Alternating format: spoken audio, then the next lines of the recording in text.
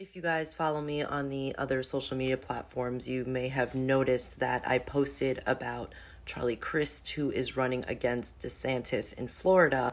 And real time, you probably saw me come to the realization that the connection between Crist and Britney Spears is major. And if you watched Slave Princess, you know what I mean. And if you haven't, I really think you should. But once Charlie Crist came out on the scene, Britney disappeared from social media almost immediately, despite the fact that she has a song coming out with Elton John. When a celebrity comes out with a new anything, especially that major, these two icons, they're supposed to be, promoting it, and she disappeared. And I think there's a connection there, and there are a lot of connections. So today, Britney Spears actually did go to social media. She posted a 20-minute explanation about what she's been through and then deleted it. But the good news is that the internet is forever. So I have the audio to play for you. But as you listen to the words she's saying, it does sound like the rantings of someone who's been through a lot of trauma. But listen to the words that she's saying and really start to think about real life scenarios and situations that you've seen and start to connect the dots. But start thinking about the other celebrities that this reminds you of, and the media tried to show you that they were crazy, like Kanye West, Lindsay Lohan, Paris Hilton, people that she surrounded herself with. Think about all of those things as she's speaking, and you'll see that there's some very odd connections. And I do believe that over the next coming days and weeks, you're going to see a lot more connections. Stay tuned. I'll keep you posted on it. I've had tons of opportunities, Oprah, interviews, to go on a platform and share hardships or just really anything that's going on in my mind. And I really don't think any of that is relevant to getting paid to tell your story. I feel like it's kind of silly. So I'm here, honestly, just to open myself to others and try to shed a light on if anyone out there has ever gone through hardships or whatever it is, just to put a light on it, and so that person doesn't feel alone. Well, the actual conservatorship actually started, I think, 15 to 16 years ago. I was 25 when it started. I was extremely young. I remember a lot of my friends texting me and calling me, and we were extremely close, and they wanted to see me, but by what had happened, honestly, still to this day, don't know what really I did, but the punishment of my father, I wasn't able to, see anyone or like anything. And you have to imagine none of it made sense to me. I literally spoke in a British accent to a doctor to prescribe my medication, and 3 days later, there was a swap team in my home, 3 helicopters, and I remember my mom's best friend and my 2 girlfriends. We had a sleepover the night before. They held me down on a gurner. And again, none of it made sense. Literally the extent of my madness was playing chess with, when it was playing chase with paparazzi, which is still to this day one of the most fun things I ever did about being famous. So I don't know what was so harmful about that. But I remember my mom was sitting on the couch and she said, "We've heard people are coming here today to talk to you. We should probably go, to a hotel or something." And I never really understood what she meant. I didn't believe her. Like, is a lawyer coming here? Who is coming here? Then 4 hours later, there were over 200 paparazzi outside my house videotaping me through a window of an ambulance holding me down on a gurner. I know now it was all premeditated. A woman introduced the idea to my dad, and my mom actually helped him follow through and made it all happen. It was all basically set up. There was no drugs in my system, no alcohol, nothing. It was pure abuse. And I haven't even really shared even half of it. I think the main thing I do remember when it started was my dad's control. He loved to control everything I did. I remember the first day he said, "I'm Britney Spears and I'm calling the shots." And I'm like, alrighty then. My brother was a football player. My dad was really, really hard on him when he was younger, really abusive. And I think when my mom gave him the idea for the conservatorship and his friend, I think he just really like regrouped it and made such a really, really overhauling big deal out of it. And it was just really too much. I remember him always being in the office, and my girlfriend was his assistant, and they would just stay in there all day with the door shut, and I was never ever able to leave or go anywhere. My first job after the 2 weeks of being hospitalized and completely traumatized out of my mind, I did a TV show called How I Met Your Mother, and then I started working on an album called Circus, and started working away right away. All I do remember is I had to do what I was told. I was told I was fat every day. I had to go to the gym. I had to just... And I never remember feeling so demoralized, and just, they made me feel like nothing. And I went along with it because I was scared. I was scared and fearful. I didn't even really do anything. And I had like a swap team and how, like, none of it made sense to me. So since that day, I did probably 4.5 tours. I did an album, Circus, Femme Fatale, Britney Jean, and Glory. And then I started doing a Vegas show in Las Vegas, and I did that for 4.5 years. I do remember working, and I got to a point where, you know, because my pride in my 30s, I have to live under my father's rules, and, you know, the dancers are playing and drinking and having fun at nights in Vegas, and I couldn't do anything. And I remember just being like, my performances, I know, were horrible. Like, I even wore wigs, and all the dancers were doing all these nice, sexy head flip turns, and I had conditioner treatment in my hair and like these little caps over my head, and just during a whole show getting conditioner treatments just with wigs on, because I was just like a robot. Honestly, I didn't give a fuck anymore, because I couldn't go where I wanted to go. I couldn't have the nannies that I wanted to have. I couldn't have cash. And it was just demoralizing. So I was kind of like in this conspiracy thing of people claiming and like treating me like a superstar, but yet they treated me like nothing. Well, for some reason, I started to get a spark back. I remember recording Glory, and for some reason, I think producing and making music, and I went to this little Spanish house, and I got the fire back in my eyes for some reason, and it was at the end of recording Glory, and my son named it, and things started kind of taking a turn, because I started getting more confidence just for myself. And I think with confidence, people kind of like, oh, wait, what's going on now? Like, she's speaking up a little bit more, but it might not be particularly a good thing if I'd been quiet for 15 years. I think with confidence comes enlightenment, which makes you think better. And that's the last thing they wanted me to do, is to actually be better, because then who would be in control then? But it was really tricky, because I had to just play this role that everything was okay all the time, and I had to go along with it because I knew they could hurt me. So I'm sitting here, like, my friends all drinking alcohol and having fun in these parties, and had no cash. I literally felt like a nun.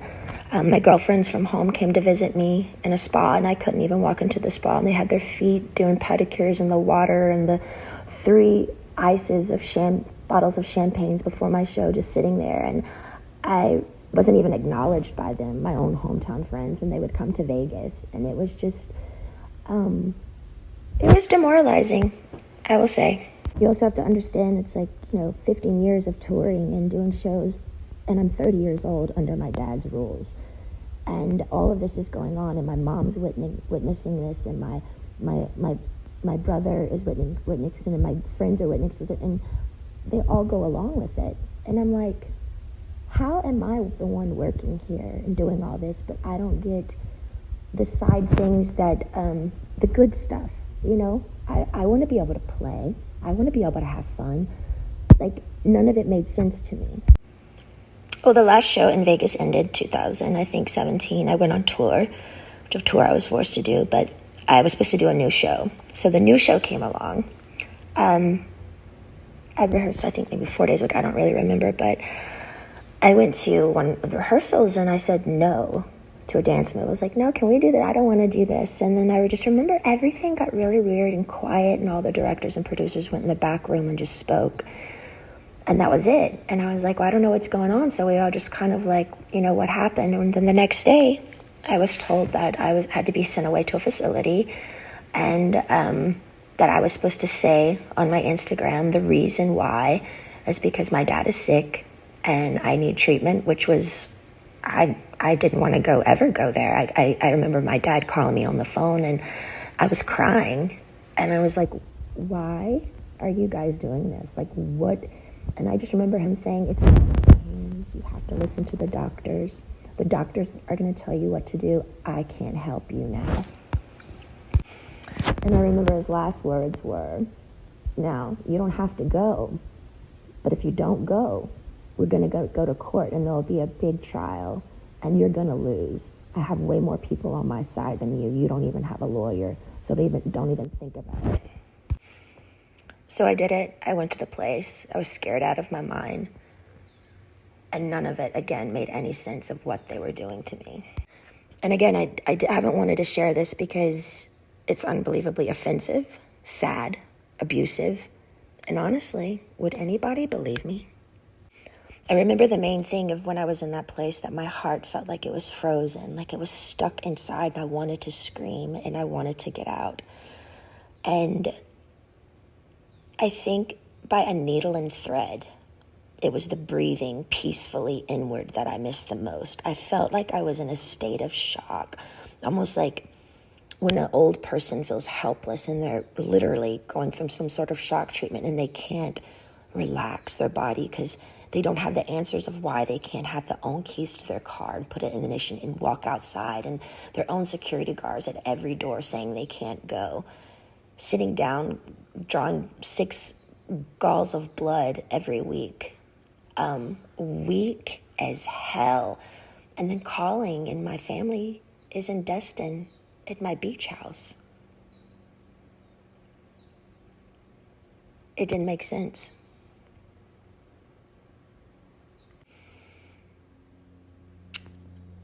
The main thing, I to this day, I kind of stopped believing in God at that time, because I didn't know how they could have 40 people leave my house a day and me work from 8 to 6 at night.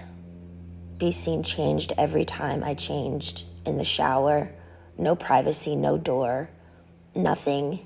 How did they get away with it? And what the fuck did I do to deserve that? I couldn't even smoke cigarettes. People on death row can smoke cigarettes. I missed my AA meetings.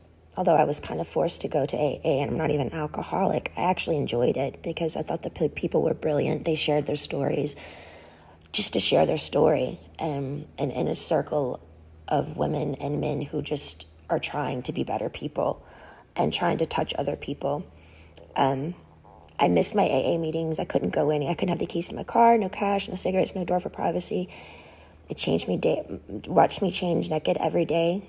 I did work 7 days a week. No weekends were off. They monitored what I ate. From 8 to 6, I work. Sometimes at 9 o'clock, I'd be able to watch a movie. Finally, the owner of the whole facility that I was always texting to try to be able to go somewhere, just get out of the house, that place somehow, he had to let me go because the Free Britney campaign came out. With all the pink T-shirts. I saw it on a lot of the morning shows, and people by word of mouth, and I think just by my fans knowing by heart that something was up. I remember one of the guys were on an interview on the street, and he said, you know what, I could be totally wrong, and if I'm wrong, I'll be really, really embarrassed, and I'll just go have a drink somewhere. He said, but I do feel like they're doing something to her right now, and I'm not surely what it is, but that's what my heart says. But the whole thing that made it really confusing for me is these people are on the street fighting for me, but my sister and my mother aren't doing anything. To me, it was like they secretly, honestly liked me being the bad one, like I was messed up, and they kind of just liked it that way. Otherwise, why weren't They outside my doorstep saying, baby girl, get in the car, let's go. I think that's the main thing that hurt me. I couldn't process how my family went along with it for so long. And I mean, almost half a year, you know? And their only response was, we didn't know. I'm like, I'm on the phone telling you right now, I'm here, please. Eventually, by the grace of God and praying on my knees, I left the place. But I was still scared. I was really, really scared. And from then on, I had support. I needed a lot of support. And I found two really, really great people that would come to my house weekly and just help me with my mind, because I didn't understand all the therapy that I had to do there.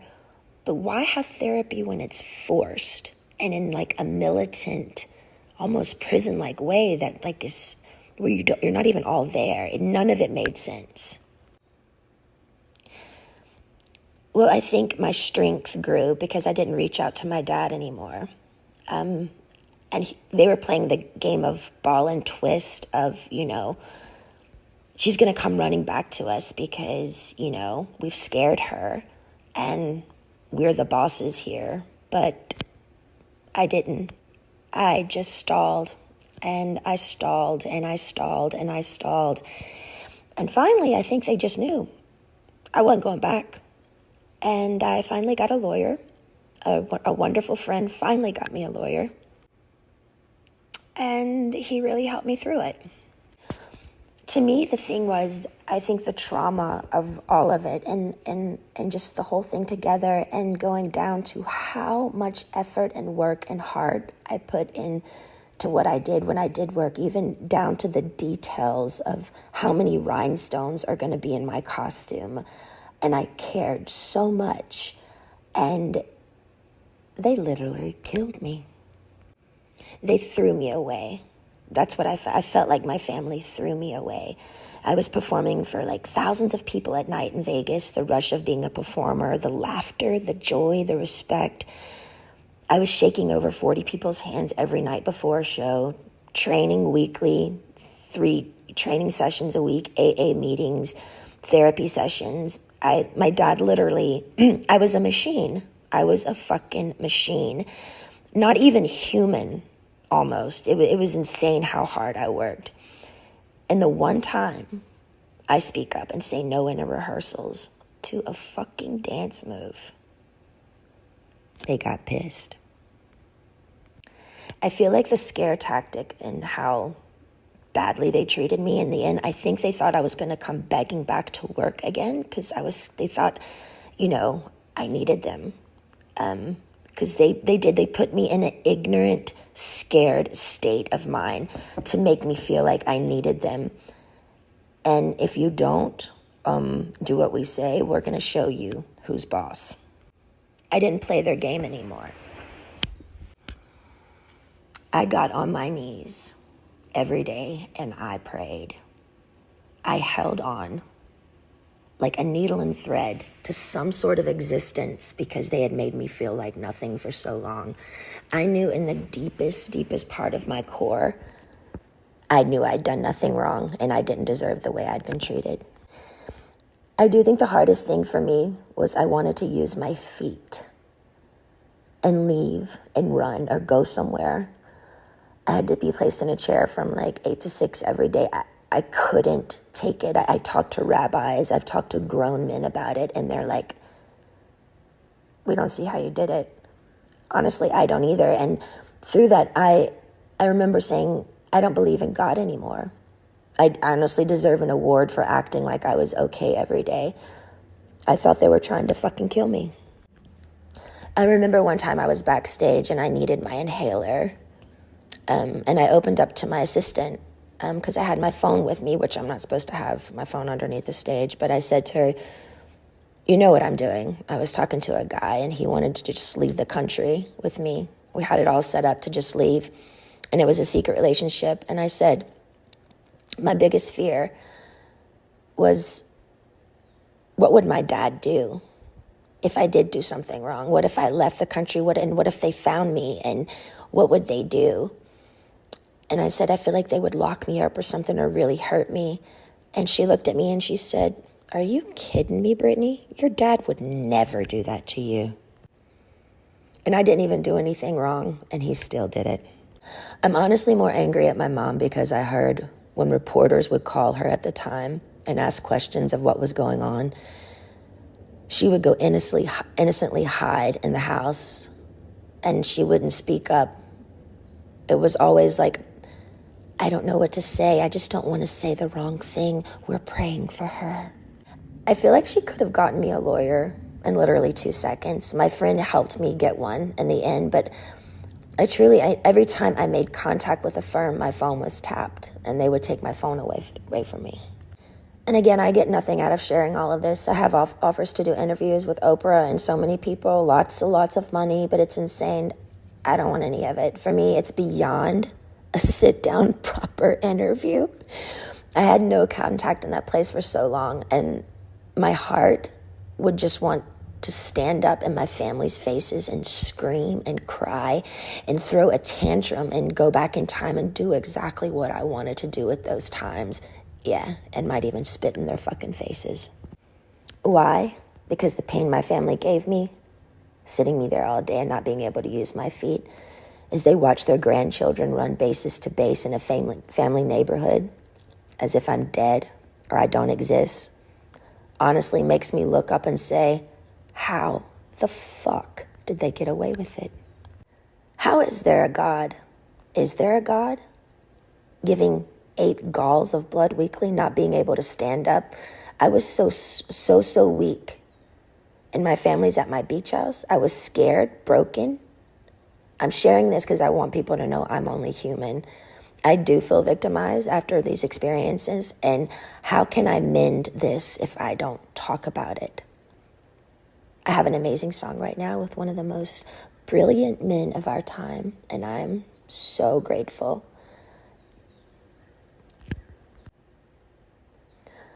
But if you're a weird introvert, oddball like me, who feels alone a lot of the time, and you needed to hear a story like this today so you don't feel alone, know this, my life has been far from easy, and you're not alone.